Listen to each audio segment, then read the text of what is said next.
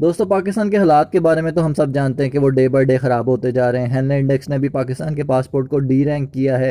पाकिस्तान फ़लस्तीन से भी नीचे चला गया है। अब आप ये जो वीडियो देख रहे हैं जिसके अंदर 100 से करेंसी बरामद हो रही है कैबन क्रू के मेंबरान से, अब आप ये देखिए कि ये कैबन क्रू जो है, ये कई एयर होस्टेसेस जो हैं वो वहाँ पर जाकर कनाडा या यूरोपियन कंट्रीज़ में गायब भी हो चुकी हैं। न्यूयॉर्क से बहुत सारे केसेस पकड़े गए। फिर हमने देखा कि कनाडा में पिछले साल बहुत सारी एयर होस्टेस जो हैं वो गायब हो गई। अब आप ये देखिए कि इसकी सॉक्स उतरवाई जा रही हैं और इससे जो है वो करेंसी बरामद होती जा रही है। अब आप ये देखिए कि जो शख्स नोट गिन रहा है ये भी कितना बेगैरत शख्स होगा।